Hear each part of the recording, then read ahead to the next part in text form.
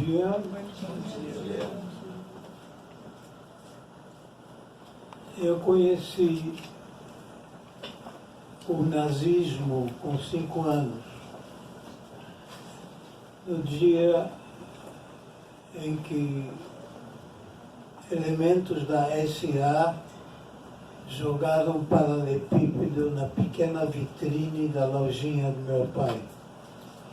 Meu pai tinha uma lojinha de aviamentos para alfaiates. Levava uma vida normal até aquele dia.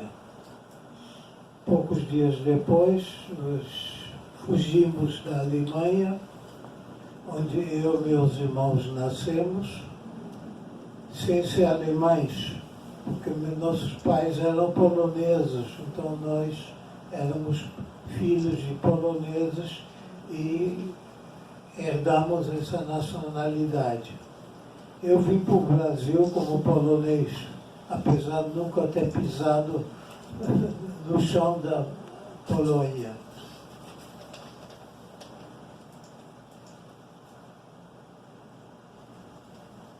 Eu vou ler um pequeno trabalho que eu fiz há tempos. Sou Fred Siegfried Glatt, atual presidente da Sherita Preta, Associação dos Sobreviventes do Holocausto. Estou aqui representando os muito poucos sobreviventes ainda entre nós. Pode contar numa mão.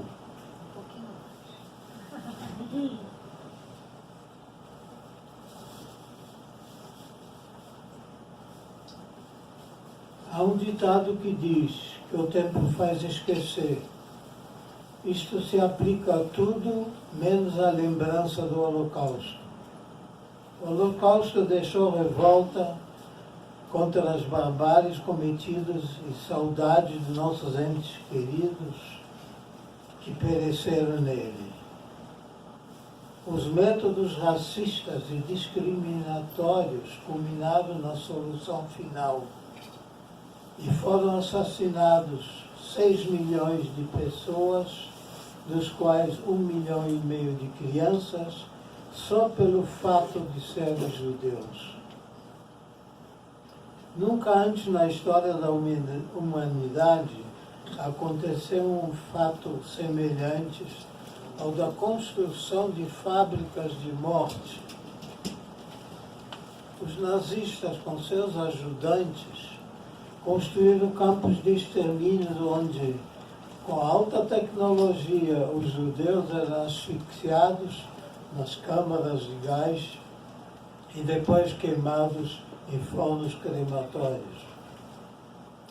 Os cadáveres eram aproveitados os seus poucos pertences, os cabelos, os dentes de ouro e as cinzas como adubo. Temos que pensar na angústia das pessoas quando o gás começava a se espalhar e o ar começou a faltar. Creio que isto é indescritível e errôneo pensar que todos morreram em câmaras de gás. Judeus eram assassinados com requintes de maior crueldade e sadismo, com espancamentos, fome, frio, fuzilamentos, enforcamentos, inanição, marcha de mortes, experiências pseudocientíficas, etc., etc. E o mundo silenciou. Ninguém se interessava com a sorte dos judeus. Sangue judeu era barato e convinha-lhes ficarem calados. Com raras exceções, instituições e igrejas protestaram. Ainda em 9 de novembro de 1938, quando as pacíficas comunidades judaicas da Alemanha sofreram um pogrom, quando todas as suas sinagogas foram queimadas, junto com as escrituras sagradas, quando os judeus eram levados a campos de concentração e seus bens confiscados, ninguém protestou. Recolheram seu silêncio. Os nazistas só queriam ver a reação. Como não houve, os nazistas só queriam ver a reação. Como não houve, viram o sinal verde e mais tarde aproveitaram deste silêncio para iniciar as barbáries. Em 19 de abril de 1943, começou o levanto do gueto de Varsóvia. Embora o levanto do gueto de Varsóvia não foi o único contra o todo-poderoso exército alemão, é hoje o mais conhecido. Os insurgentes do gueto, esfomeados, maltrapilhos e mal armados, se levantaram contra a potência militar nazista, sem a ajuda de ninguém. Por os apelos de ajuda, foram-lhes ditos que o gueto de Varsóvia não era um objetivo militar. Os aviões aliados chegavam a Alemanha, Berlim e outros lugares, mas não a Varsóvia. No final, quando o gueto já estava em chamas, a população polonesa postou-se em volta do gueto dizendo: viemos ver como se assa gatos. Após uma histórica resistência, morreram e os poucos sobreviventes do gueto foram levados ao campo de extermínio de Treblinka. Com sangue escreveram uma página de ouro na história do meu povo judeu e do mundo. Em Varsóvia tremulava a bandeira azul e branca, a mesma que hoje orgulhosamente tremula em Israel, um país democrático e judeu. Não podemos esquecer os heróicos feitos dos nossos partisãos, que tantos estragos infligiram ao exército alemão. Não podemos esquecer nossos mártires, que souberam morrer com dignidade. Não podemos esquecer os poucos sobreviventes que, mesmo condenados a morrer, lutavam pela vida. Não podemos esquecer os carrascos, culpados pelo sofrimento e morte de pessoas inocentes só pelo fato de serem judeus. Com profunda emoção, lembro dos milhões de mortos que nunca terão uma sepultura digna, entre os quais meus dois irmãos, meus avós, meus tios, tias e meus colegas de escola. Com indignação e revolta, lembro dos carrascos e seus ajudantes, assim como dos assistiram em silêncio, sem tomarem uma atitude. Que no mundo inteiro este brado soe como um trovão retumbante. Holocausto, nunca mais, nunca mais.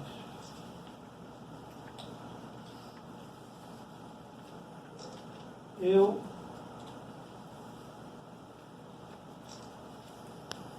consegui sobreviver ao local.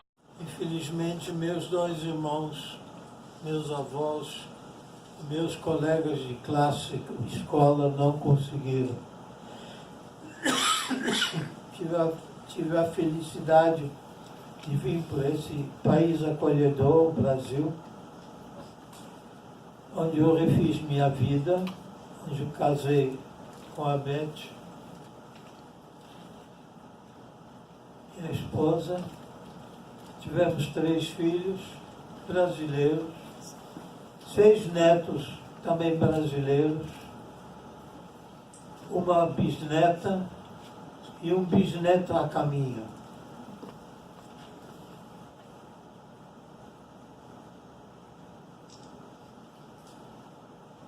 Eu estou espantado que nunca me convidaram antes para a jornada do Holocausto.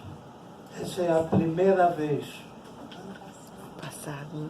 Eu nunca estive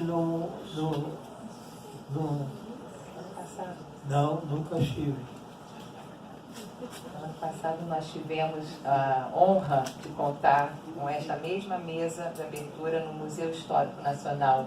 Eu fiz contigo a mesa, Fred. Que eu com 90 anos, minha memória já não é a mesma. Mas até o ano passado nunca fui convidado. Pronto, está acertado as contas.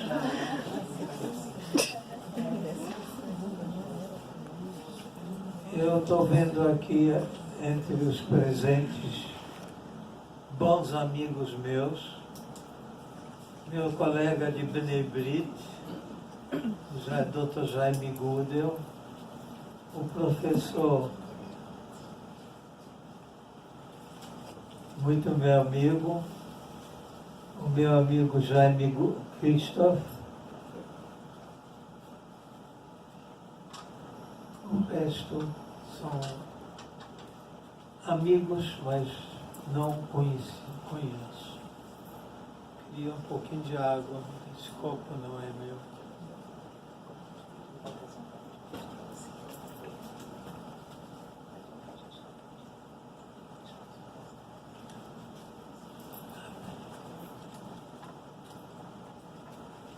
Eu não sei quantos anos eu ainda tenho para viver. Cada ano está mais difícil. Tem muito tempo. Dói aqui, dói ali. Eu estou com dor. A idade do condor.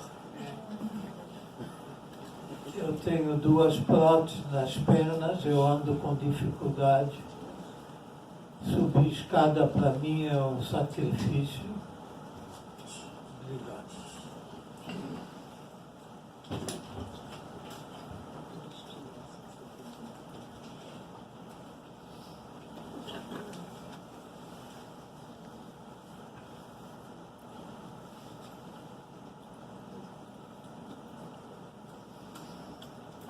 Fala da história do salsichão. Quando nós fugimos da Bélgica,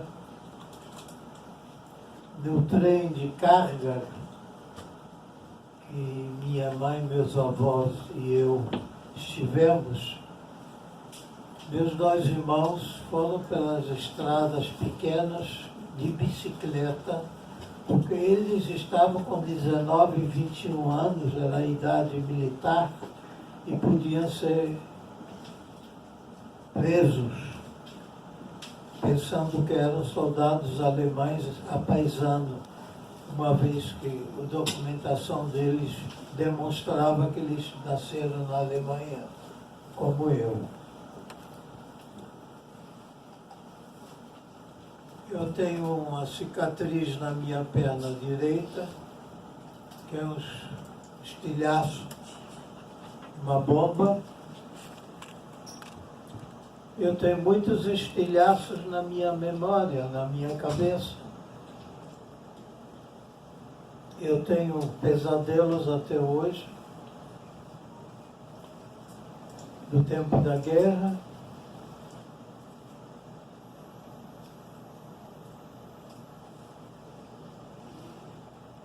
Enfim, quem que vai falar agora? Da lojinha do teu pai, o que aconteceu no dia da lojinha do seu pai? Eu estava lá. Meu pai tinha uma pequena loja de aviamentos para alfaiates em Berlim. E no dia que jogaram um paralelepípedo na vitrine dessa lojinha, meus 2 irmãos e eu não estávamos na loja. Meu pai gritou para nós, saem correndo para casa, rápido, já. E nós fugimos para casa. Eles bateram no meu pai.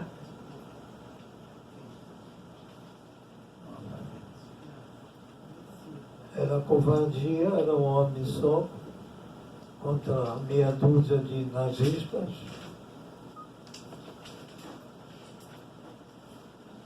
Eu até hoje, eu odeio os nazistas.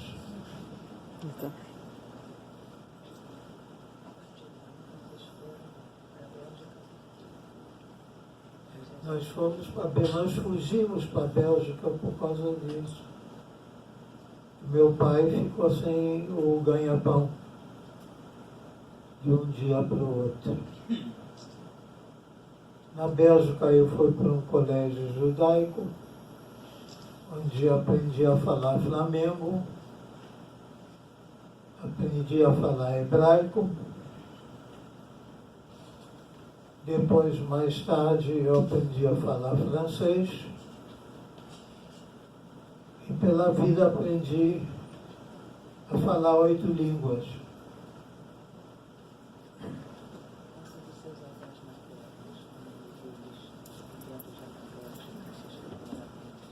Meus avós.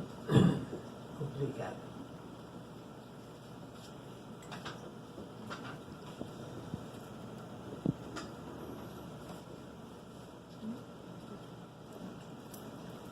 Meus avós maternos já viviam na Bélgica.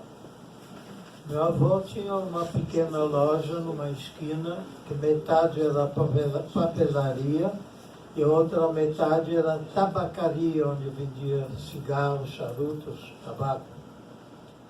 E no porão ele tinha uma adega de vinho importado, que ele engarrafava. Eu muitas vezes ajudava ele a engarrafar vinho. E de vez em quando eu, eu tomava uns goles de vinho. Com 7 anos tomei meu primeiro porre.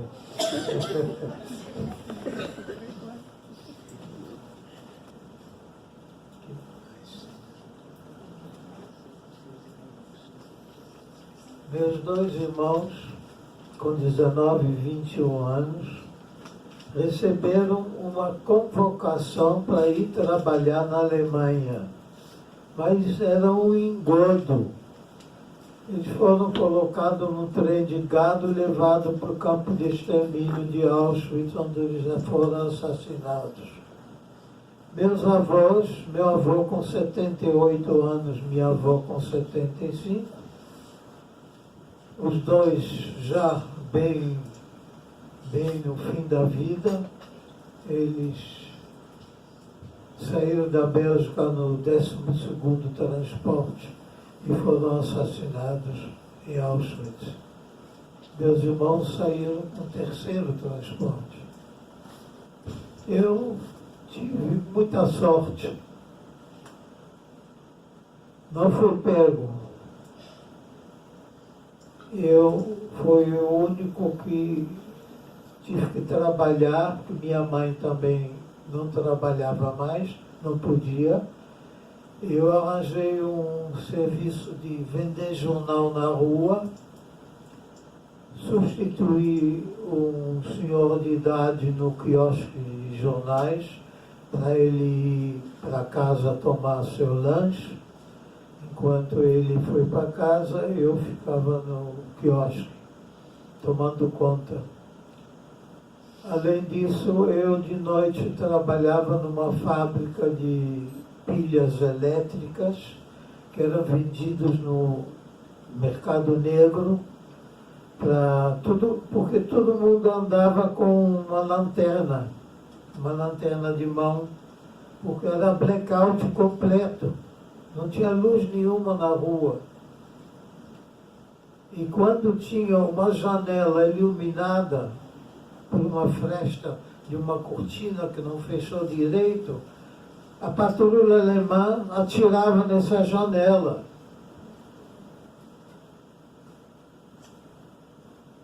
Passei 4 anos de fome e frio em Bruxelas, em Antuérpia, na Bélgica, junto com minha mãe. Minha mãe sobreviveu à guerra, veio comigo para o Brasil, onde ela casou pela 2ª vez com meu pai. Meu pai já vivia aqui no Brasil desde 1934. E nós chegamos aqui em 1947.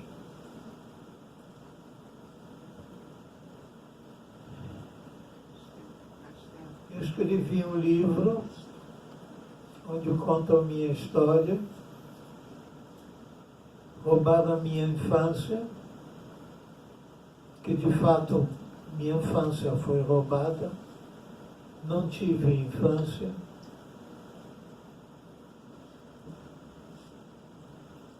Mas hoje eu sou feliz, vivo muito bem com minha mulher, a Beth.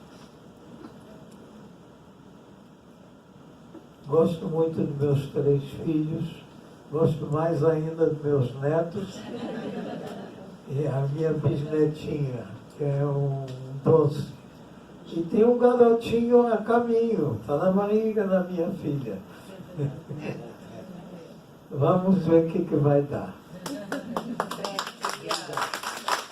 Queria aproveitar para passar rapidamente, Fred, complementando aí o seu depoimento, algumas imagens constam inclusive do seu livro, tá? Aqui é a imagem da caserna d'Ossã, Fred.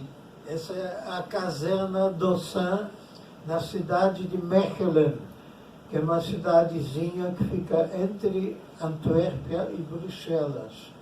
Era uma caserna desativada do exército belga, onde eles juntavam os judeus para serem deportados para o campo de extermínio Auschwitz. Você vê que no meio as malas e os pertences eram jogados no meio, porque eles roubavam tudo das pessoas antes de eles irem para o campo de concentração. Vou mostrar agora essa caserna d'Ossã, ela hoje em dia, ela abriga um museu, tá? É o Museu do Holocausto. Tá? O museu, aqui o Jewish Museum of Deportation and Resistance, tá? Museu Judaico da Deportação e da Resistência. E neste museu que Fred esteve visitando, ele encontrou as fichas com os dados da deportação dos irmãos e dos avós maternos que viviam em Bruxelas. Tá? Aqui é a ficha de deportação do Norbert. Norbert, meu irmão mais velho. Tá? E também o nome do meu filho. Eu dei o nome do meu irmão para meu filho, que nasceu aqui no Rio de Janeiro. E aqui é a ficha de deportação do Joachim. Joaquim a gente chamava de Heinz. O irmão do meio do Fred. Tá? Esse material aqui, gente, é muito interessante. Aqui é a lista, tá? Tá? É parte da lista em ordem alfabética, os registros dos nomes e números dos deportados, tá? Da caserna d'Ossã para Auschwitz. E aqui Essa assinalado. Assinalado. Aqui, Fred, pode falar. Tem 2 nomes assinalados. Tá? Dos irmãos do Meus Fred. irmãos, Norbert e Joaquim. Para nós que estamos preocupados com a questão do revisionismo, do negacionismo do Holocausto, tá? Esse levantamento documental que o Fred traz, como aporte à história de vida dele, ao depoimento dele, é de suma importância. E aqui nós temos uma outra lista, né, Fred? Dos nazistas, tá?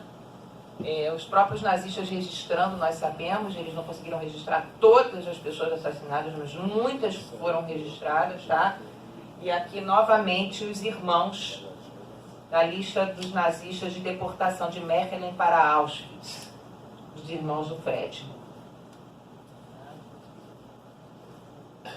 Não tem a lista dos meus avós. Essa daqui é dos seus irmãos. Tá? Os irmãos foram primeiro, né? E dia 15 de agosto de 42. Os avós foram poucos meses depois. E aqui, outra lista, né? Essa foi encontrada... Isso é um livro. Conta dessa lista encontrada nesse livro, Fred. Nós estávamos visitando o Museu do Holocausto em Washington, nos Estados Unidos, quando a Beth abriu um livro e os olhos dela caíram nos nomes dos meus 2 irmãos que estavam nesse livro. estão ali. Então vocês podem observar nessa imagem os nomes com as datas de nascimento e morte deles. Controle que nesta época ainda havia, Isso é uma lista alemã. tá? Feita pelos alemães em Auschwitz. Os alemães eram muito organizados em tudo, até para matar gente. Tá? Reparem na data da morte dos irmãos, 4 de outubro e 12 de outubro de 1942. Tá? Já implementada a solução final com as câmaras de gás. Tá? E, em seguida, algo que também, trabalhando nas pesquisas, fazendo livro com o Fred, me impressionou muito foi... Esse é meu registro de nascimento, escrito em alemão gótico. Eu nasci em 1928, em Berlim. Quero tentar localizar mais uma imagem. E já estava registrada a minha religião, É verdade. Deixa eu mostrar religião novamente. mosaica. Deixa eu mostrar novamente, então. Aqui.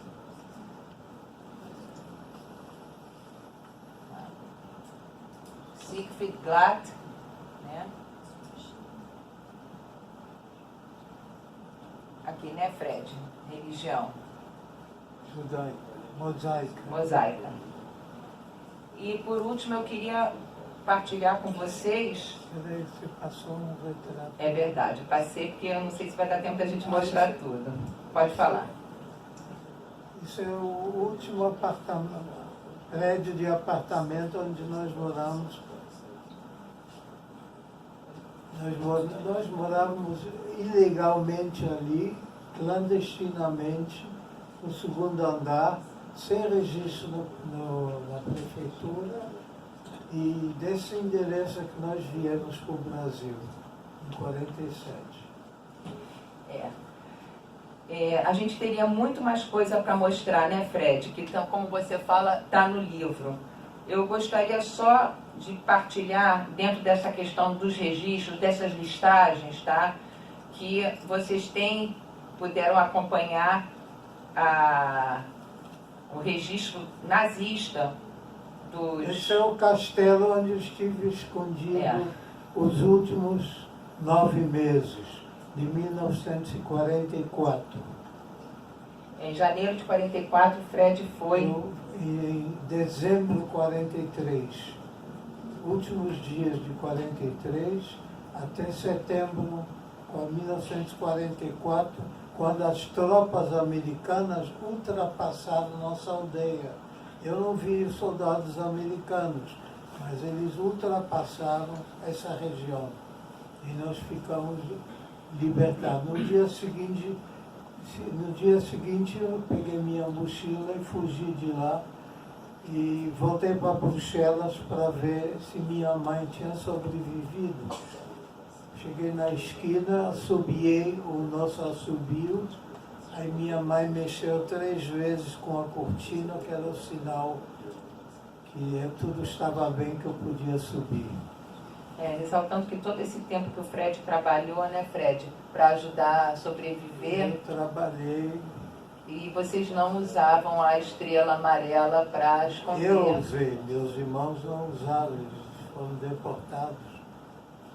Eu usei pouco tempo uma estrela amarela costurada no peito, em cima do coração. Mas eu arranquei, tirei os fiapos e passei a adotar o nome de Freddy Van Damme, o nome do Flamengo. Eu falava Flamengo perfeitamente. Foi assim que você conseguiu trabalhar, né, e ganhar gorjetas, né, Fred? Eu vivia de gorjetas. É por isso que hoje em dia, quando alguém faz alguma coisa para mim, eu dou gorjeta. Porque eu vivi de gorjetas. Eu sobrevivi de gorjetas. Aqui uma outra imagem do Fred na sacada Na janela do castelo. castelo, né? Esse castelo teve a visita, 3 vezes a visita dos alemães. Uma vez não me lembro porque, a segunda vez porque um bombardeiro americano soltou como que chama, um tanque sobressalente de gasolina, de carburante. Quando ficou vazio, eles soltavam e deixavam cair. Os alemães vieram para buscar esse recipiente. E a terceira vez foi a mais triste. A terceira vez, eles levaram 4 rapazes judeus, dos quais só 2 voltaram vivos do campo, um com perna amputada, e dos 3 rapazes belgas cristãos, só 2 voltaram. E para finalizar, Fred, a gente teria muito mais coisa para mostrar, mas pelo avançado da hora, eu queria partilhar com vocês também mais um documento, né, enviado na correspondência que Fred e Beth trocaram com o Museu de Mechelen, tá? Que traz também a confirmação da data da deportação. Além dos irmãos, em outubro de 42 foram deportados os avós do Fred, tá? Então, aqui, Rava Englander de sua avó, Rava. E meu avô, Salomão. Isso, aqui é a data de nascimento da Rava, 24 de outubro de 1869, e aqui, The Strange Arrived in Auschwitz em 12 de outubro de 42. Veja a proximidade, a coincidência das datas dos avós chegando em Auschwitz e dos irmãos do Fred sendo gaseificados. Tá? Então, assim, eu sei que eu estou trazendo um conteúdo um pouco forte, tá? Mas quando eu estava trabalhando com o Fred, eu falei, Fred, é raro a gente ter nas pesquisas junto aos sobreviventes esse tipo de confirmação documental, que a gente sabe a importância que isso tem nesse trabalho de retransmissão do Holocausto que a gente faz. Não, é para dar um cala-boca àqueles que querem negar que o Holocausto existiu. É isso aí.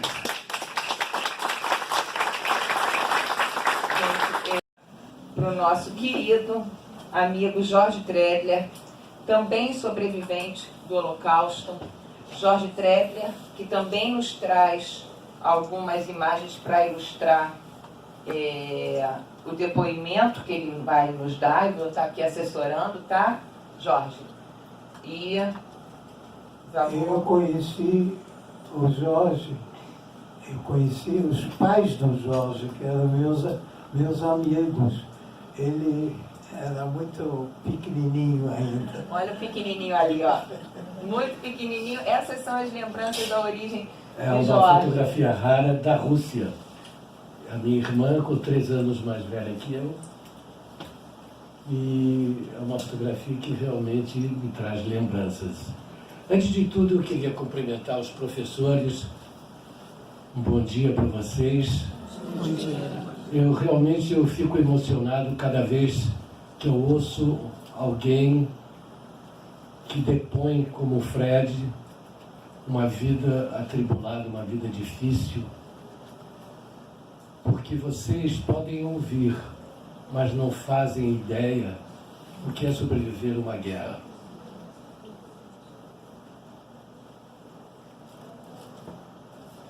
Eu queria dizer a vocês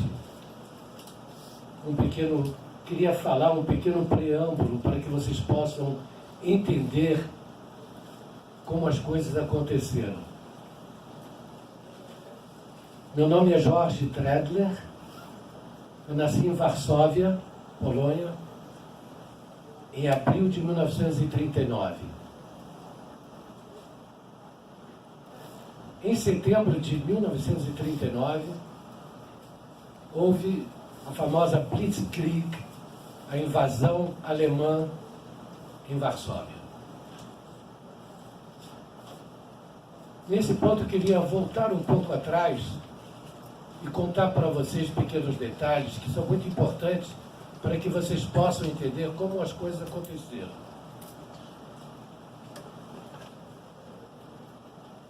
Meu pai nasceu em 1904 e aos 12 anos perdeu o pai, ficou órfão de pai e meses depois perdeu a mãe.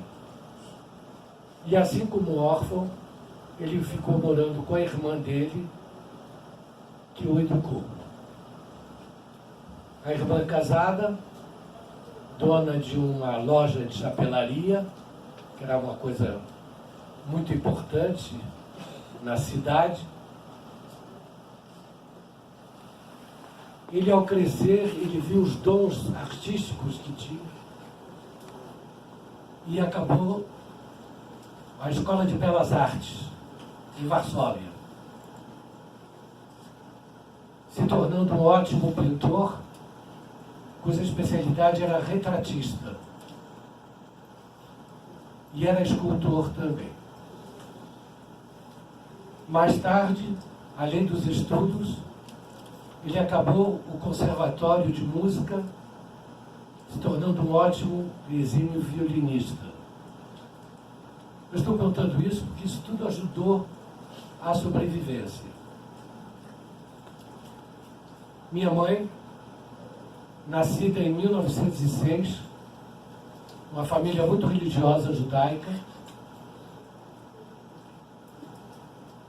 era uma das poucas mulheres que já trabalhava, se tornando uma secretária executiva no representante das máquinas fotográficas Leica. E ela era uma secretária trilíngue. Já naquele tempo, ela falava francês, alemão e o polonês, naturalmente.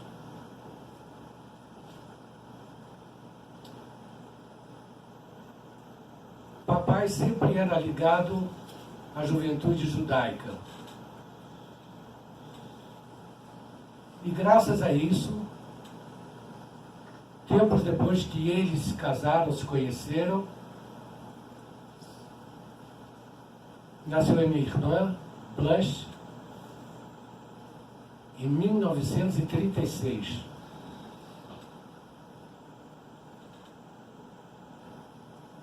E nós vivíamos como uma família de classe média alta, pode-se dizer.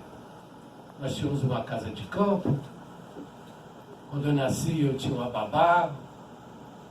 Enfim, levávamos uma vida muito boa. Mas do papai, como ele tinha os contatos dele em Berlim, ele sabia que depois que aconteceu a famosa Noite dos Cristais, em 1933, a Alemanha seria um grande problema para o mundo. Eu nasci em 39, como eu disse, e ele já preocupado com o que estava acontecendo, já estava guardando dinheiro há muito tempo. E a forma naquele tempo não era uma caixa econômica que nós temos, outras formas de guardar. Ele guardava moedas de ouro, chamados złotys, que era a moeda corrente da Polônia.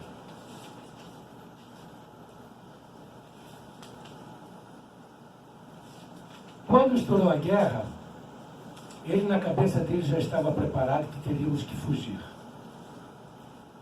Mas ele foi antes, deixou a mamãe com minha irmã e eu, e foi a pé, atravessando a fronteira com os alemães já dentro de Varsóvia. Andou mais de 40 quilômetros a pé numa noite, chegando à fronteira com a Rússia, que era o único país que tinha feito o pacto de não agressão com a Alemanha. E ele foi antes justamente porque ele conseguiu, era um homem muito simpático, ele se comunicava com muita facilidade, tinha um sorriso muito simpático. Ele conseguiu convencer uma mulher na roça, já na Rússia, em trocar o apartamento dele em Varsóvia pela casa dela que ela tinha numa cidade chamada Bialystok.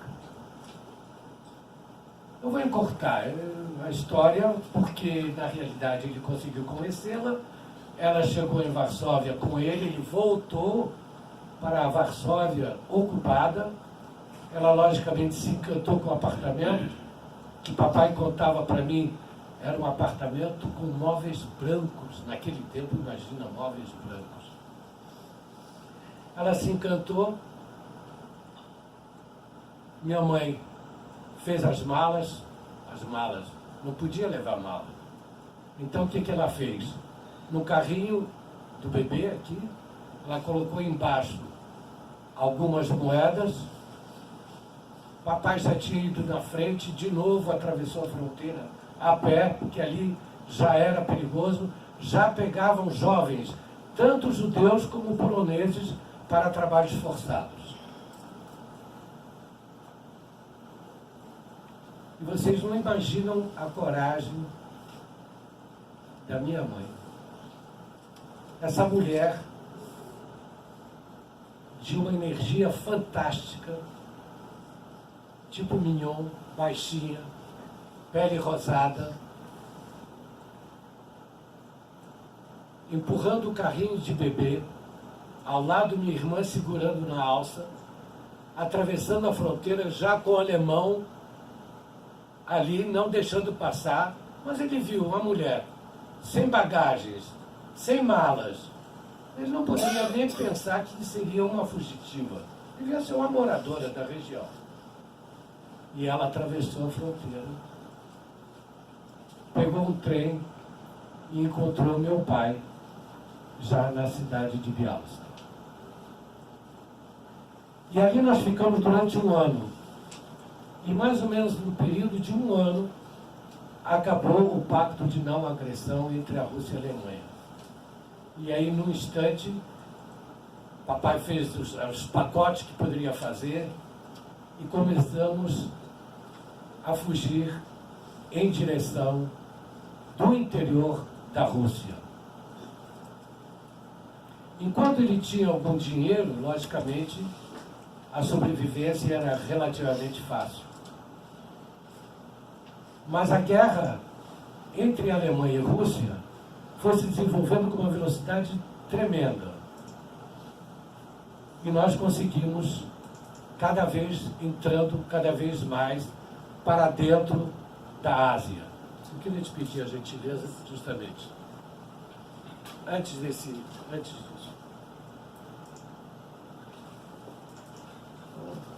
Esse? Perfeito. Obrigado.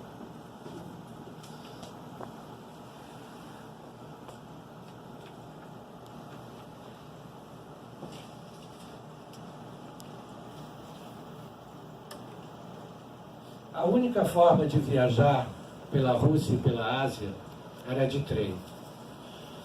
Os trens eram ocupados pelo exército russo, o exército vermelho, que ia em direção à fronteira para defender dos alemães. E o trem que nós usávamos era um trem de gado. Vocês não imaginam uma viagem dessa. O chão era todo atapetado de feno.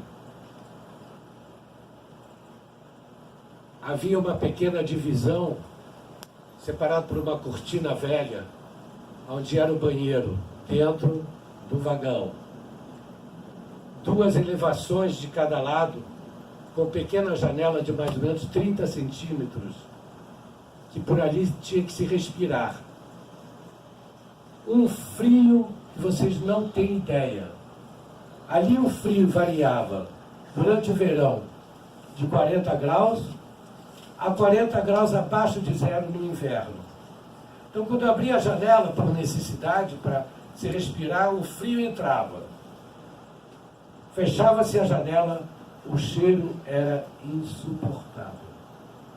Vocês imaginam um amontoado de gente com crianças, as necessidades eram feitas separado por uma cortina, e o trem de vez em quando parava sem avisar. No meio da planície, de repente parava. Às vezes por causa dos trilhos que tinham que acompanhar e respeitar os trens dos militares. E rapidamente meu pai arranjava 2 pedrinhas, pegava uma panela, tinha um pouco de mingau, misturava com água e ele alimentava os seus filhos. Minha mãe tirava a comida da boca para dar aos filhos. E graças a esse mingau, e graças ao o físico esportivo do papai, que ele era muito forte, ele conseguiu e eles conseguiram salvar os filhos. As crianças morriam como moscas. Eram enterradas na beira dos trilhos. Nessa viagem, nós conhecemos lugares que vocês não fazem ideia. Países como Quirguistão, Cazaquistão, Mongólia. Nessa viagem, nessa fuga, nós chegamos quase às muralhas da China. Esse é o mapa geral. Mas vocês não imaginam quantos anos nós viajamos. Parávamos em aldeias. Papai me explicou depois, que toda a história que eu estou contando a vocês, na realidade, eu consigo contar porque eu ouvia as histórias do meu pai. Ele falava que nós ficávamos nas aldeias, porque nas cidades maiores, logicamente, a polícia, que era terrível, chamada NKVD, era a polícia política, que mesmo durante a guerra sempre funcionou, ele ali no país comunista. E nessas fugas, nós chegamos para encurtar um pouco, nós chegamos numa aldeia chamada Kanto. Kanto era uma aldeia na Quirguízia, cuja capital se chamava Frunze. Hoje é chamada... Vê, por favor, a outra... Desculpe. Bishkek. Essa é a capital. A 40 quilômetros de Bishkek ficava a aldeia Kanto. Nós viajávamos com outras 15 famílias judias que tinham o mesmo problema que nós. O antissemitismo na Rússia não era tão violento como na Alemanha, como foi depois na Polônia, mas também tinha os seus problemas. Não tinha campo de concentração, mas eles tinham os gulags, que certamente vocês ouviram falar. Eu queria interromper para cumprimentar minha mulher que chegou.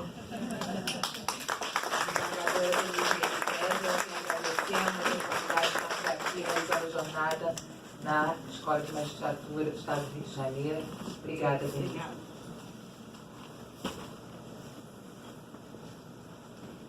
E essas famílias polonesas viviam praticamente juntas e uma ajudando a outra, logicamente, no que era possível. Um dia,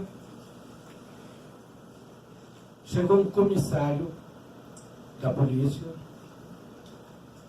reuniu o simpático, gentil povo que veio honrar a Rússia com a presença. O papo era muito bom deles, muito político,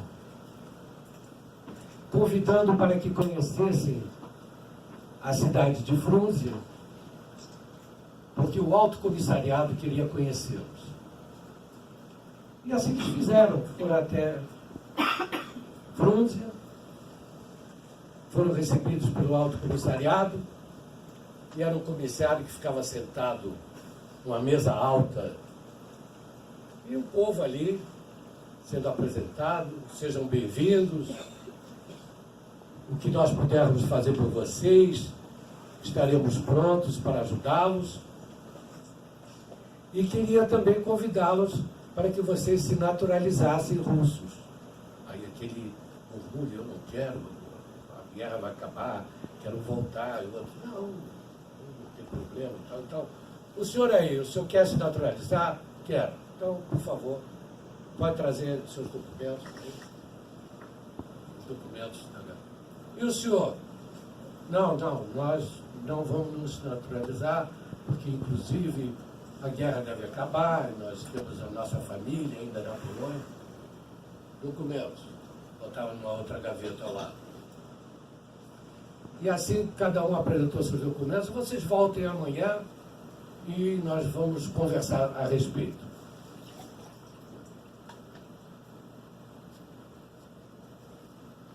E assim fizeram. No dia seguinte, meus pais voltaram e tinha um outro alto comissário sentado no mesmo lugar. E eles explicaram. Queria, entre parênteses, dizer que o russo e o polonês são idiomas muito parecidos, são idiomas eslavos.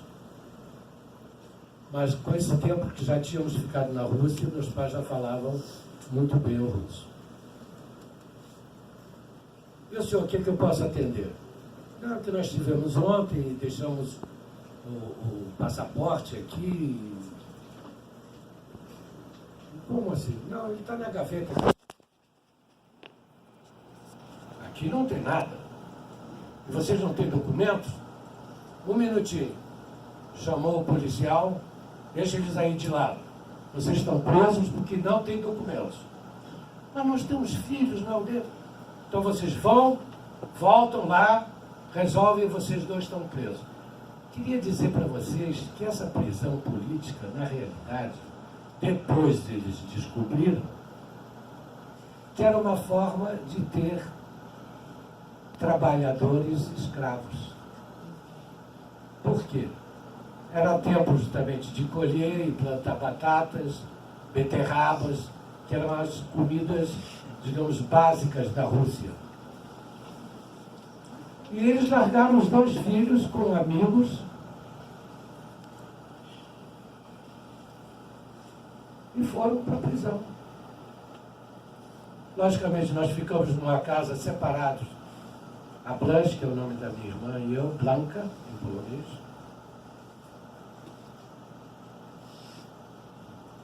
E eles também tinham filhos. Então, de quem que eles iam cuidar? Os filhos deles. É uma dificuldade tremenda. Fome, frio. E assim foi passando o tempo. E a minha irmã com 7 anos, eu com 4. Ela tomava conta de mim. Eu hoje entendo, quando eu vejo essas crianças de rua, como são espertas.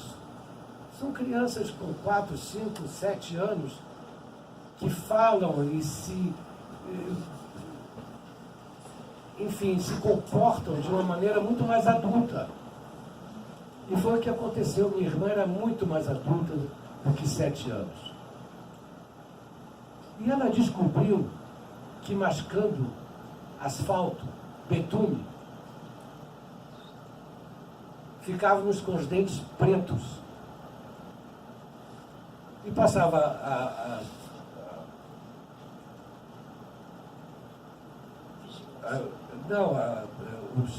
os que viam a higiene, digamos. Vigilância sanitária. Vigilância sanitária, obrigado. Vinha, abria assim, crianças, iam para o hospital. E o hospital era um lugar que eu gostava, porque tinha pão branco, tinha comida, tinha tudo à vontade. Eu levava a vida. Eu era um garoto realmente diferente. Hoje eu vejo o meu neto e eu me vejo nele. Eu dançava, eu cantava, isso aí as pessoas ficavam encantadas com isso. E me davam comida. Então eu andava de casa em casa e cantava e dançava para ganhar comida e sustento para mim e minha irmã. E assim nós íamos muito no hospital. Passando agora a vida que meu pai levava na prisão. Lá também tinha a seleção. O que o senhor faz? Eu sou professor, lado direito. O que o senhor faz? Eu sou pintor. Lado esquerdo. E o senhor? Eu sou advogado. Pra cá. E o senhor o que faz? Eu sou pintor, que era o caso do meu pai. Pra cá. E assim foram dividindo.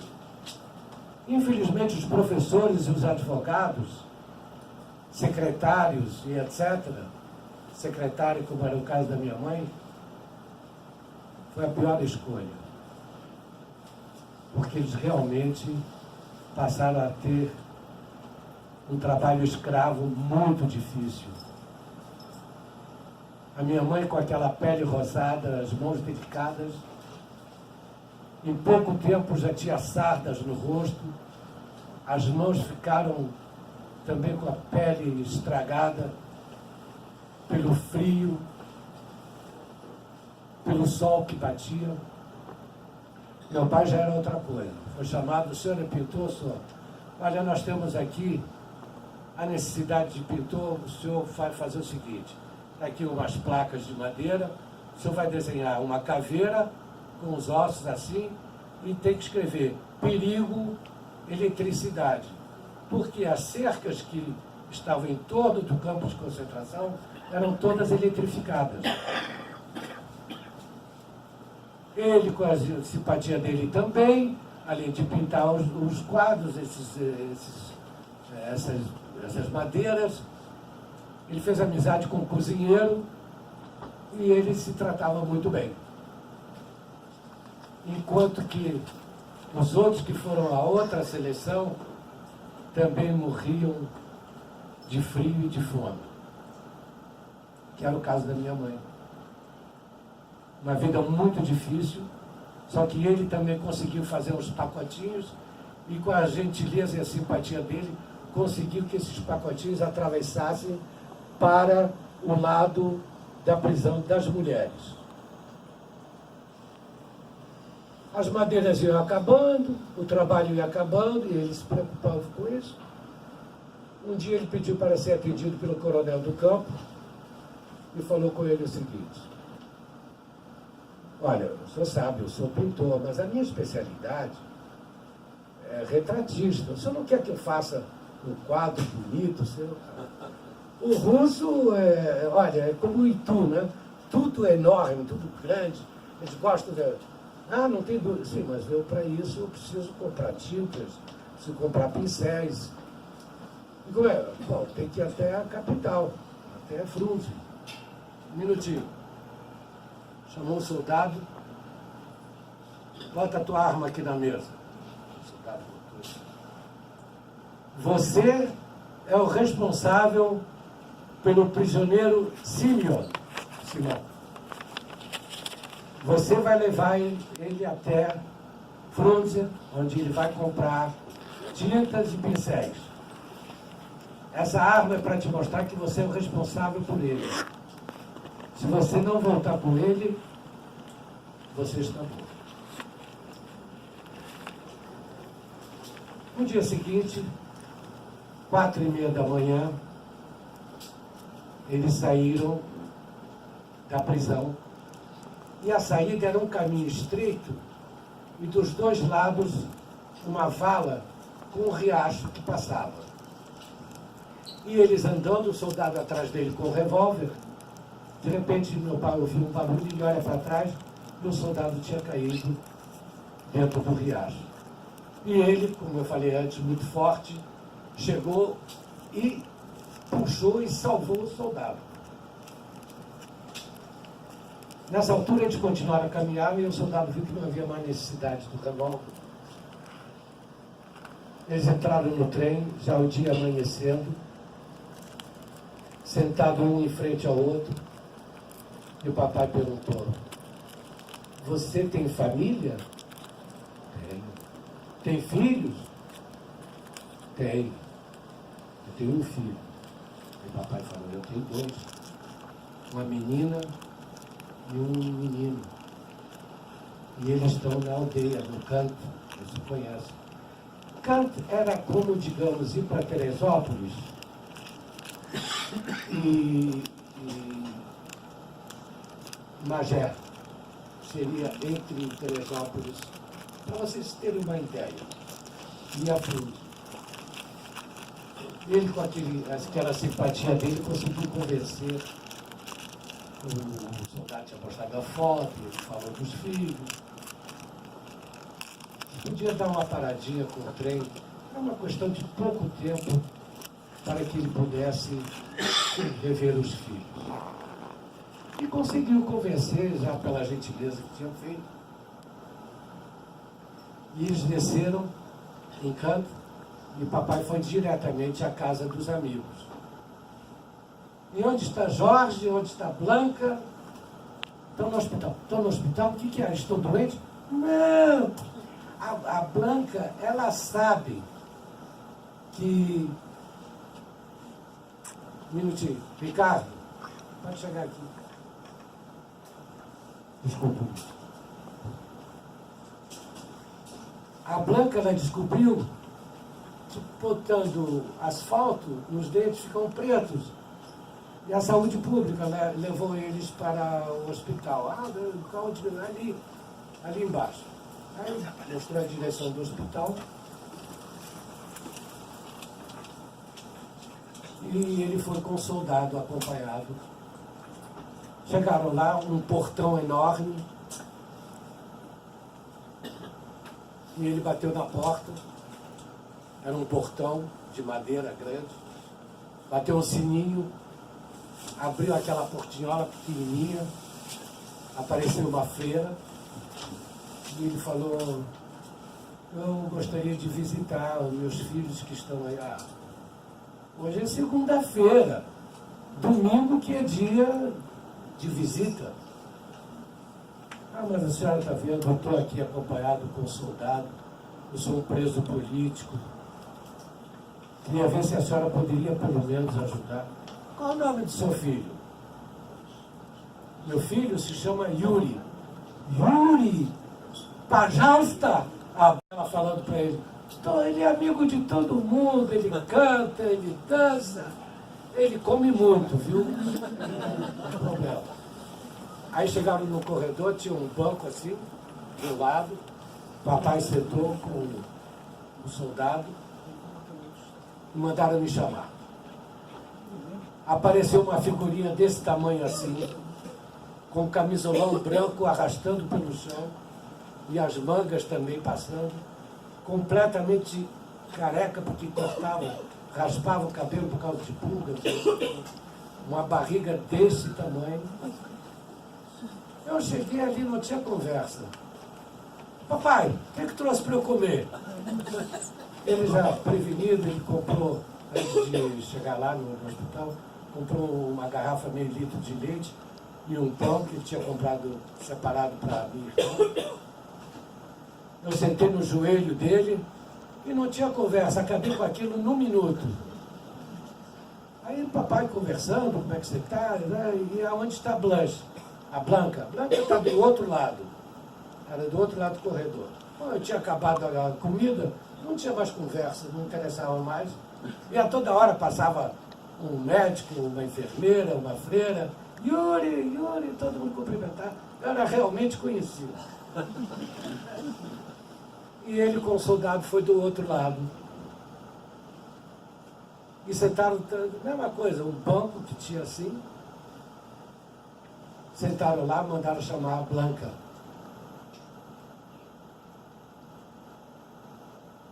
Quando a Blanca apareceu, ela soltou um grito. Tata! Tatucho! Papai! Papaizinho! Todo mundo estava perto chorando. Eram médicos, freiras, enfermeiras, todo mundo chorando. O grito daquela criança, a saudade dela. Ela não parava de chorar. Ele queria dar para ela o leite, o pão, ela não queria nada. Quando é que nós vamos sair daqui? Quando é que nós vamos ficar juntos? E foi difícil, ele teve que mentir para ela que logo, logo ele voltaria para buscá-la. Essa foi uma passagem muito marcante. na vida de duas crianças abandonadas, acostumados ao carinho, ao amor dos pais.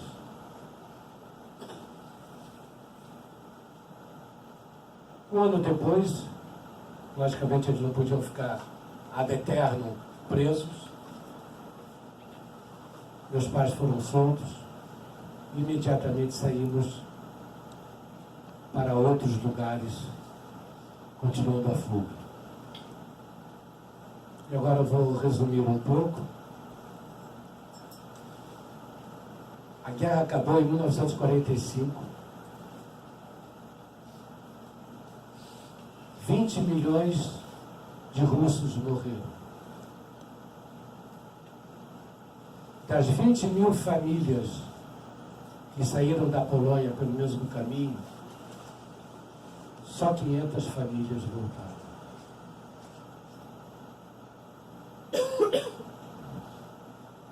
Meu pai conseguiu se salvar porque sabia pintar e sabia tocar violino.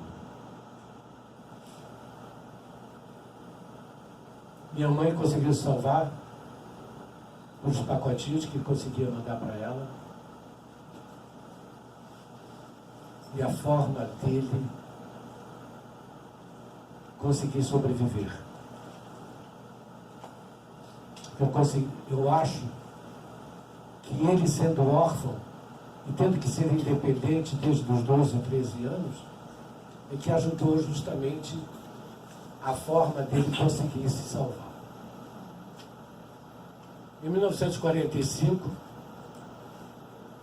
nós fomos para uma cidade chamada Baku, que até hoje é conhecida, que é uma cidade do petróleo russo. E ali, com uma listagem, meus pais conseguiram ver que o irmão da mamãe morava na Bélgica, em Antuérpia.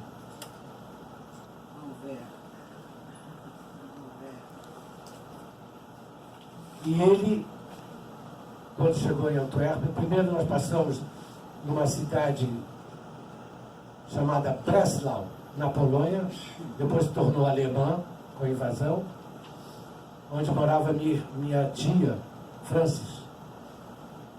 Quando as duas irmãs se encontraram, não há emoção minha que possa descrever o encontro das duas irmãs, que choravam e riam ao mesmo tempo. A minha prima, filha dela, eu conheci menina, jovem, mais tarde se tornou diretora do Museu do Holocausto no Canadá, hoje falecida. De Breslau, Wrocław, nós fomos então para Antuérpia. Em Antuérpia, minha irmã e eu ficamos também num castelo chamado Homme de la Barre. Era todo ele patrocinado por americanos que depois da guerra mandavam dinheiro para ajudar as crianças órfãs ou que tinham pais que não conseguiam, com o trabalho, o sustento. Mas em pouco tempo o papai começou a trabalhar em diamantes, na Bolsa de Diamantes em Antuérpia. Voltamos a morar com eles. Queria dizer entre parênteses que fiz uma viagem com a minha mulher e a minha irmã. Estivemos em Varsóvia, vendo o prédio onde que nós morávamos. E depois na Bélgica, eu visitei o colégio e também o edifício onde nós morávamos já não existia mais. No lugar já estava um prédio moderno. Mas mexeu muito com a minha cabeça, porque as lembranças sempre ficam. Em 1951, começou a guerra na Coreia e meu pai falou, mais uma guerra não. Vamos para um lugar onde tem índio na rua, cobra, a capital é Buenos Aires, mas lá pelo menos não tem guerra. Queria dizer entre parênteses também que estou acabando um livro com a supervisão da Sofia, que se chama Duas Vidas, uma Biografia. Por que duas vidas? Porque a primeira vida foi na Europa, na Ásia, a fome, o sofrimento, a separação dos pais, uma tristeza indescritível. E a segunda vida, uma maravilha. Aqui eu conheci o Carnaval, conheci Copacabana, Rio de Janeiro, sol, mulheres bonitas, uma vida bem aventureira que eu levei também, mas não lamento nada, foi muito bom. Foi um aprendizado em todos os momentos. Muita boemia, quase segui a vida artística cantando na televisão, no rádio. Mas tudo isso passou e veio justamente a idade da responsabilidade. Numa viagem de navio para Buenos Aires, conheci uma menina, ela tinha 16 para 17 anos, eu já era povo velho com 28, os olhos grandes, menina muito bonita até hoje. Temos 3 filhos, 2 gêmeas e um rapaz, todos formados. 5 netos. Minha mulher é desembargadora aqui no Tribunal de Justiça. Então não lamento não ter levado uma vida artística, mas uma vida séria. Isso aqui é um paraíso. Agora está balançando um pouco. Isso faz parte, mas vai melhorar. Porque temos que ser otimistas. Eu só queria ler algumas coisas aqui sobre os campos de concentração. O livro de Solzhenitsyn descreve bem a degradação humana na Rússia e os campos de trabalho forçados. Eram comparáveis em terror, humilhação e mortes que ocorriam com frequência inimaginável. A comida não supria o número de calorias necessárias para a subsistência de qualquer pessoa.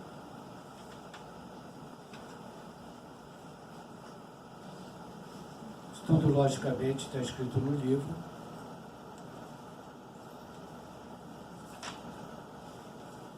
Mas eu tenho aqui alguma coisa que eu queria também dizer para vocês. Todos na entrada receberam um papelzinho onde está justamente escrito uma lição de otimismo, porque eu sou muito otimista.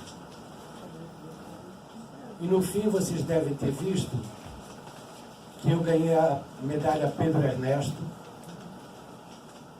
como sobrevivente e como carioca honorário. Vocês devem ter reparado também que eu não tenho muito sotaque. Bem brasileiro. Isso graças às turminhas que eu frequentava em Copacabana. E o colégio, logicamente. Estudei no Colégio Meli Souza, de boas memórias. E no livro eu escrevo que a minha história é de otimismo e esperança, e força de vontade. É uma história que eu deixo para as gerações futuras, para que saibam que existem milagres. Basta acreditar. Outra coisa que eu queria dizer para vocês que é muito importante. A liberdade é uma das coisas mais preciosas que a humanidade pode ter. Quando a pessoa pode dizer o que pensa, sem medo de represálias, caminhar nas ruas sem ter que baixar os olhos e descer da calçada para dar passagem a seres que se acham superiores, podendo usar o seu direito de ir e vir.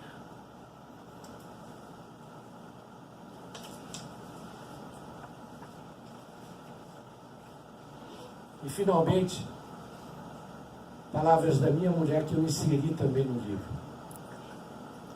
A história da Segunda Guerra Mundial precisa ser lembrada por nossos filhos, netos e próximas gerações, para que jamais se repita. Foi a maior tragédia do século XX, em cujo período o homem mostrou toda a estupidez que é capaz.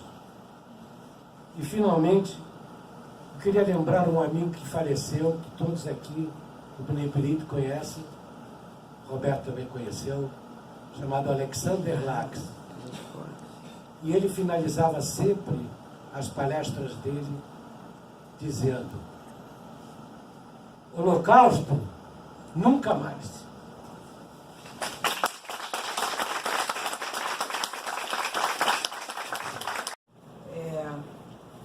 Eu queria fazer uma menção.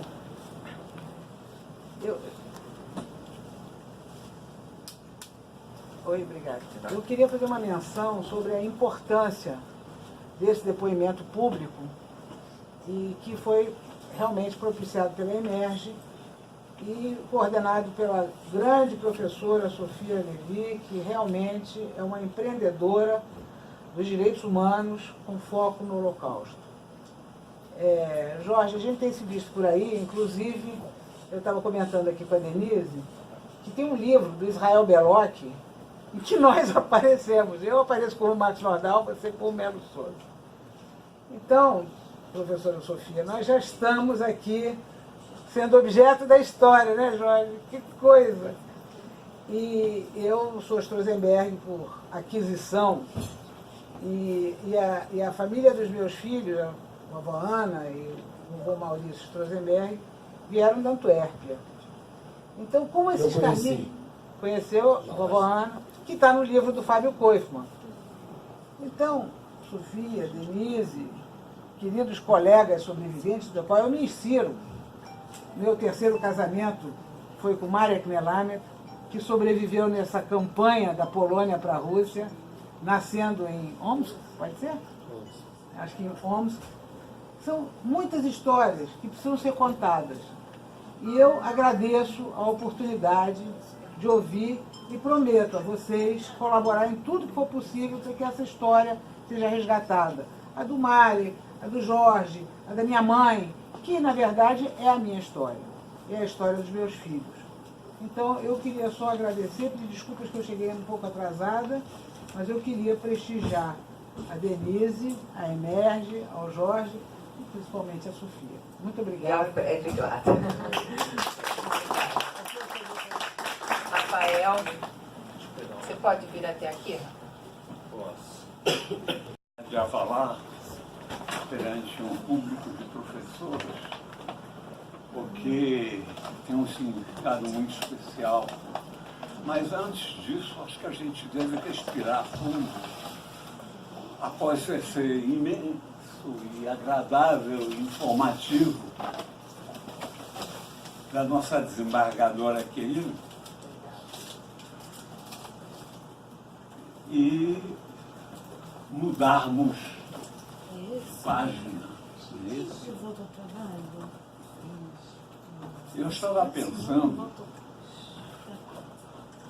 em história e história universal. É um título de tema, não é meu. Em meados do século XVIII,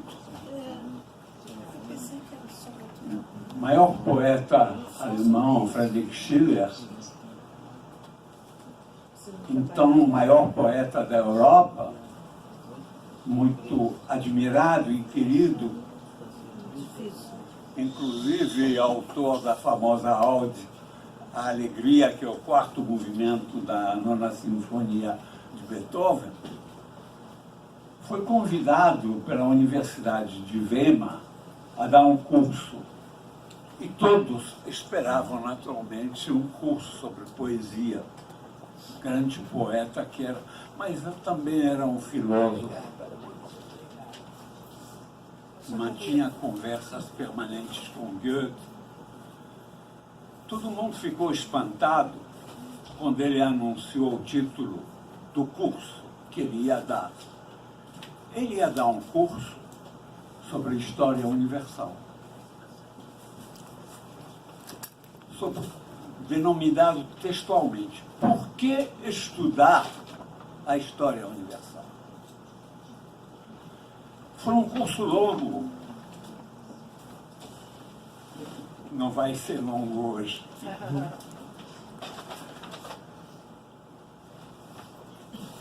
Estamos na segunda metade do século XVIII, há pouco tempo da Revolução Francesa, que viria cerca de 20 anos após o episódio que eu estou contando.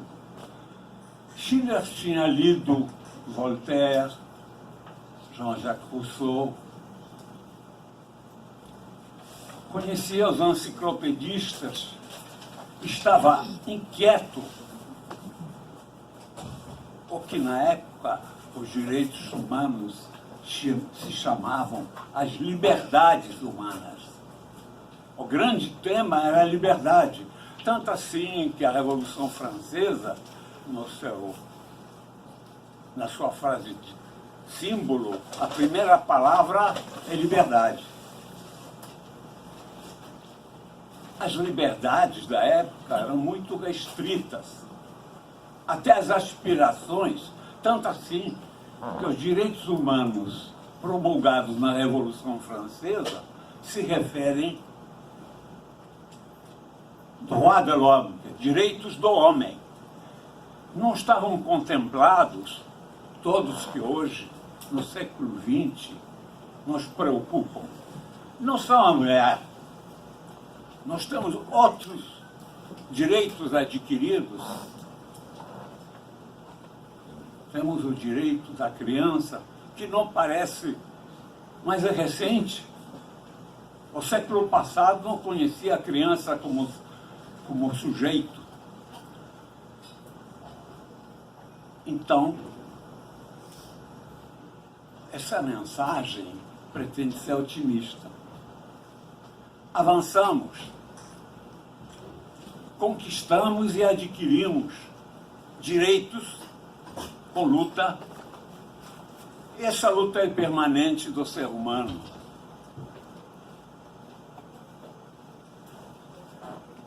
A Polônia. Eu nasci em Varsóvia, realmente, em 1926. Eu digo a data para que me perdoem eventualmente, né? Eu estou com 92 anos e adquiri também o direito do idoso. Né? Eu sei que o idoso não se deve confiar ao microfone, porque o idoso tem horror a algumas palavras, como acabar, terminar, concluir. O idoso não gosta dessas palavras, mas eu vou me cuidar. A Sofia nos falou da Polônia. Realmente, eu nasci em 1926, quando morreu, poucos anos depois, o presidente Piłsudski, que os judeus chamavam Jadek, o vovozinho, o avô. Era relativamente tolerante, apesar de muitas restrições. Na morte, eu me lembro, no dia do falecimento do Marechal Piłsudski, pessoas choravam na rua. Assumiu um coronel, Ritzmiller. É interessante que os poloneses adoravam os alemães.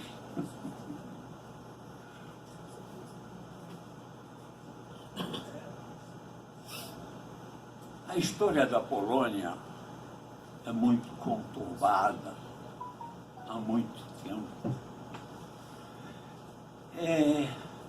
Como nação, praticamente nasceu no século X. Os judeus também conheceram a Polônia tarde, em volta do século X. A primeira entrada judaica na Polônia se deu em número maior no século XI,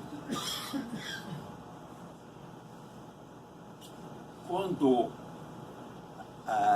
os judeus alemães e franceses fugiam da onda cristã que ia para Jerusalém. Essa onda cristã, a primeira, no século XI, que se dirigiu a partir do Atlântico, a pé para Jerusalém, aproveitou a viagem para matar judeus, né? Muitos correram para leste. À medida que os judeus corriam para leste, os russos, que na época eram só os moscovitas, já tinham a tendência de andar para leste. Não é por acaso que eles entraram, vieram para a Crimeia, não é por acaso. Eles vêm para o leste o tempo todo. O acordo com Hitler também foi para isso, para andar para leste. Os judeus no século XI foram bem recebidos na Polônia, porque após grandes entradas de cosacos moscovitas, a Polônia estava destruída. Eles apelavam a pessoa que tinha um contato com o comércio, com Veneza, com o Mediterrâneo, precisavam expandir e o caminho para isso era convidar os judeus. Interessante que eu tenho aqui algumas citações da época, muito interessantes, que vale a pena dar uma leitura. A primeira cruzada de 1096, muitos judeus alemães transferiram os bens para seus conhecidos na Polônia, para salvar os bens. É interessante, as pessoas pensam em salvar os bens antes de salvar as vidas. Ocorre em todas as épocas. E também ocorreu nas cruzadas. Muitos salvaram os bens na Polônia e não salvaram suas vidas na Alemanha, onde o judaísmo foi destruído pelos cruzados em marcha para Jerusalém. Mas em 1241, após mais uma incursão de cosacos na Polônia, os dirigentes pediram uma chamada de grandes contingentes, pediam grandes contingentes de judeus. Como eles iam obter isso? Promulgaram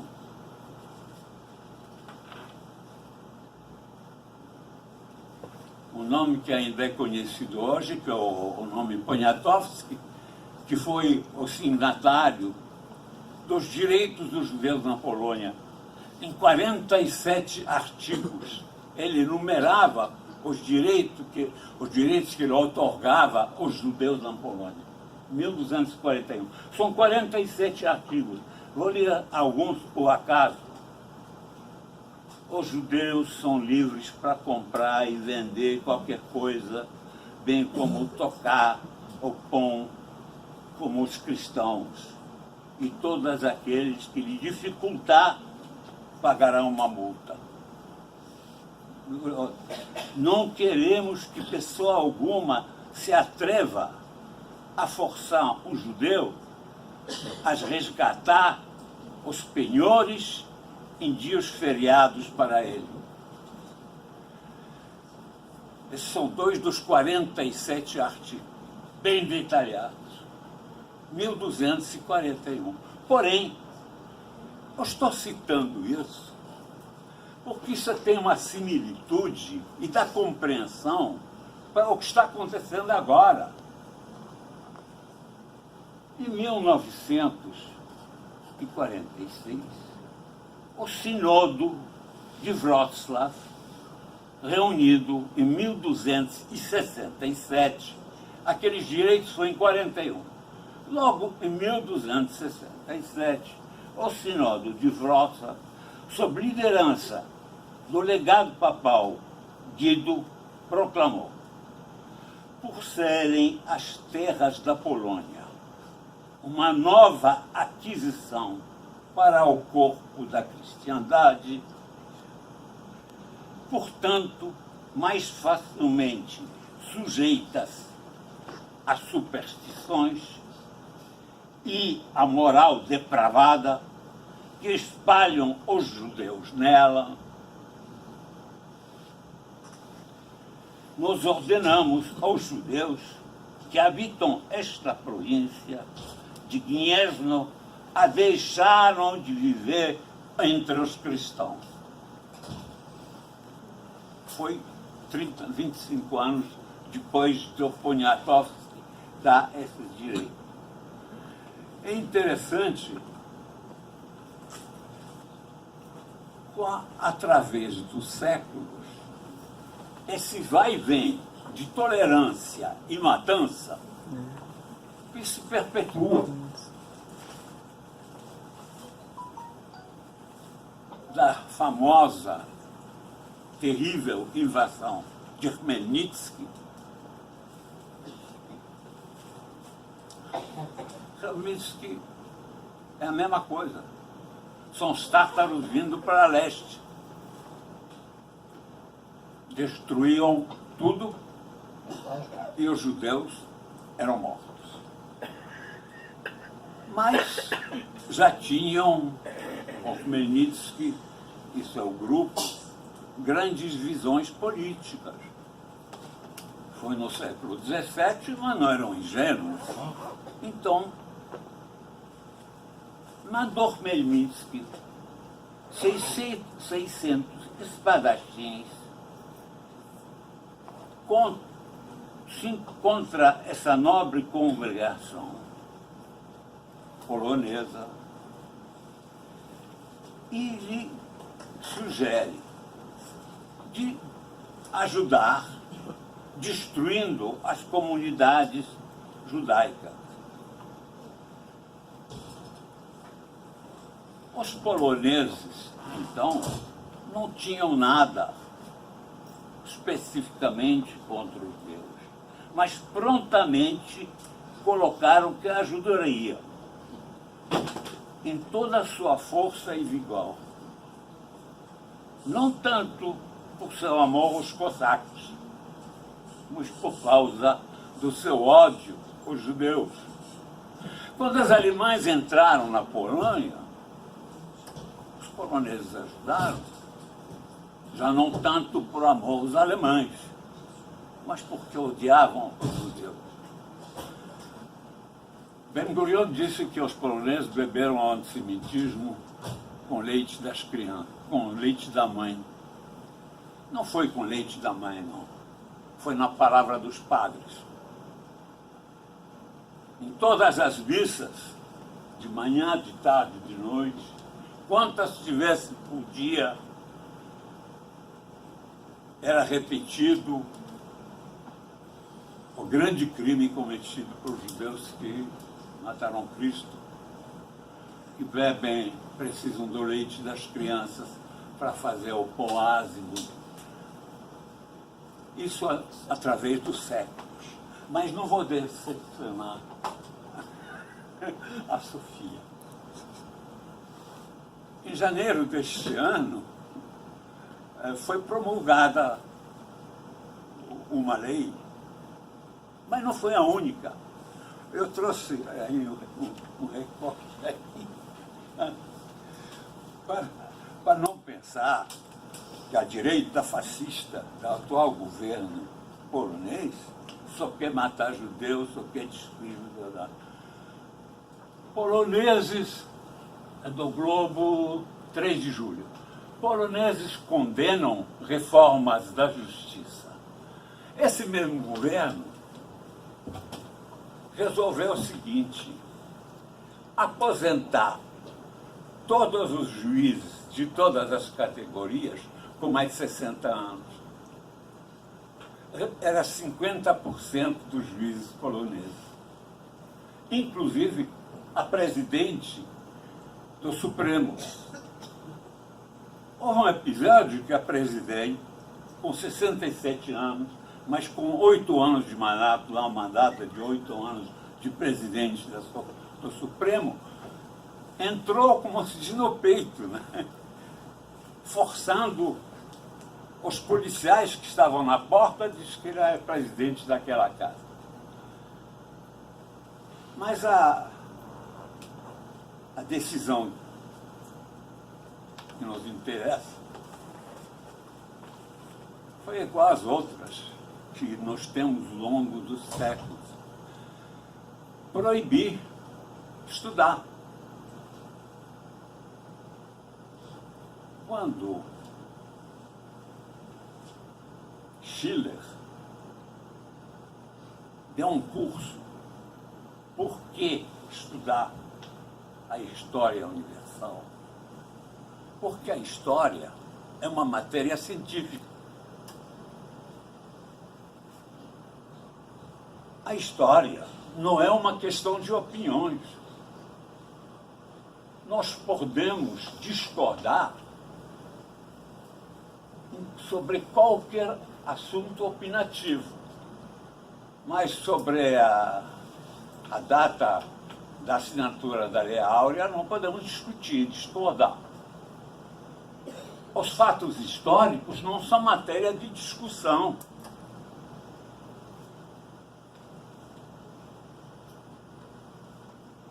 Mas, apesar de tudo, até a Polônia estava no século XXI. A revelia, né? Porque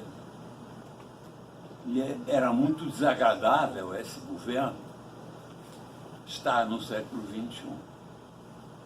Porque houve uma grita generalizada com uma lei que punia de prisão quem emitisse uma determinada opinião que não se enquadrava à decisão política do governo.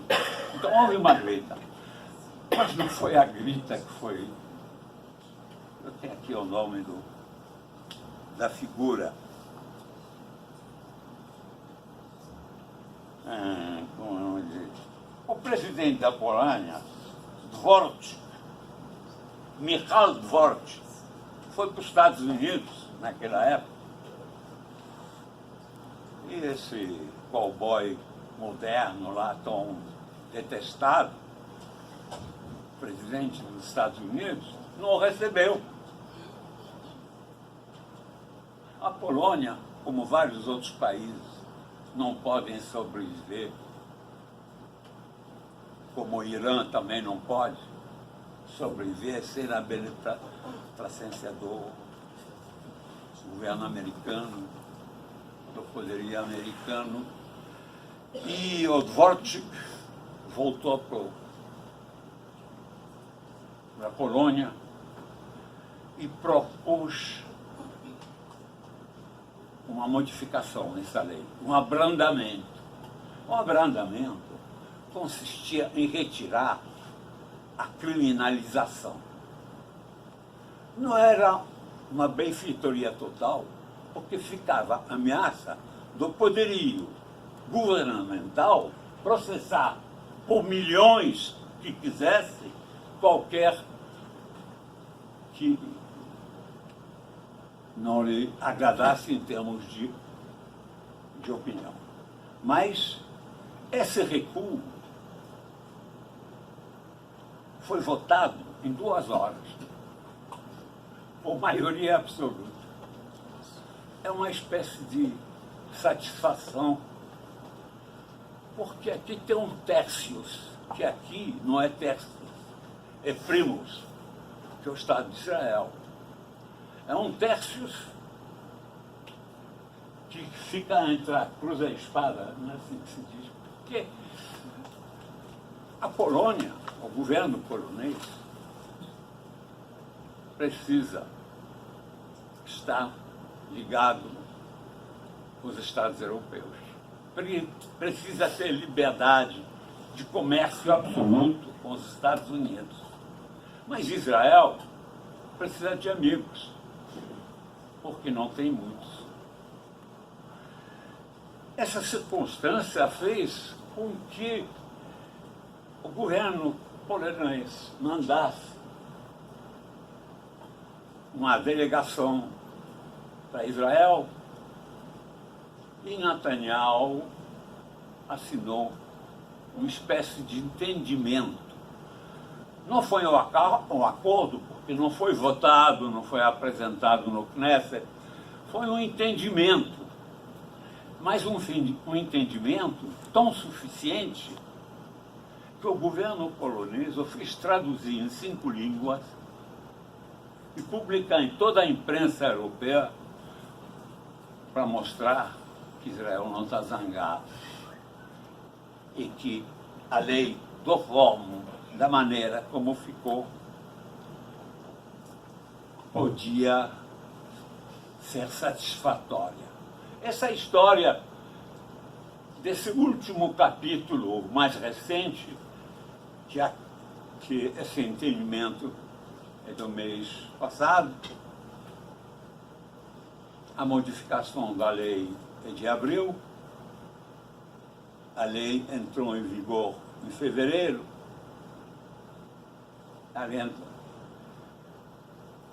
declara o governo de direita que os judeus colaboraram com o governo anterior, que era comunista, que os judeus eram comunistas. Por isso que ele não tem muita simpatia. Mas o governo anterior foi presidido por Gomulka. O Gomulka, em 1967, quando houve a Guerra dos 6 Dias, disse que todos os judeus eram sionistas e expulsou da Polônia 15 mil judeus. Em 1967, o presidente Gomulka expulsou 15 mil judeus. Não foram, infelizmente, todos para Israel, não. Então, esse vai e vem da Polônia tem razões históricas e geográficas. Veja, você imagina o mapa do leste europeu. Nós temos várias religiões cristãs. Os russos, mais a leste, são ortodoxos. Os alemães, mais a oeste, são protestantes. Mas a Polônia é católica romana. É o ponto mais a leste de Roma. É um ponto querido do papado em todos os tempos, pela sua posição geográfica. A Polônia, Rzeczpospolita Polska, a República Polonesa, só existe a partir de 1919. É recente. Foi o Tratado de Versailles que criou a Polônia como existiu até 1939. A Polônia, durante 113 anos, antes de 1918, estava ocupada, não existia como nação. Sabemos que os russos ocuparam a Ucrânia já naquela época, ocuparam Vilna, estavam bem perto estavam em Varsóvia, inclusive. A parte sul da Polônia era o Império Austro-Húngaro. Se falava alemão. E perto do Báltico era a Prússia. Em suma, a Polônia estava dividida e não existia como nação. Nesses 113 anos, eu vou terminar com isso, não estou me alongando, nesses 113 anos de ocupação da Polônia, houve várias revoltas. Os heróis, Kościuszko, inclusive em Poniatowski também, o Kościuszko, todos eles, revoltosos da Polônia, tinham apoio da igreja. Não foi por acaso que, em um dado momento, o Papa foi polonês, e não foi por acaso que ele cumpriu maravilhosamente a missão que ele trouxe consigo, que dar um apoio decisivo aos revoltosos de Danzig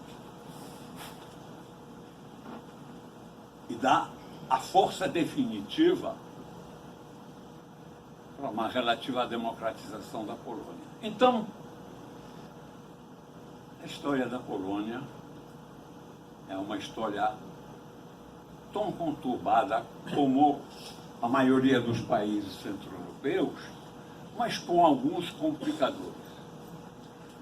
Primeiro, o seu tamanho, que é um país grande, não é como a Romania, a Iugoslávia, que era, é um país grande.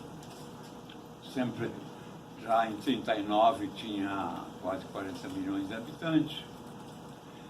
É um país que representa a cristandade no leste europeu, muito caro a Roma. E os judeus, nessa história, entram de gaiato. Muito obrigado.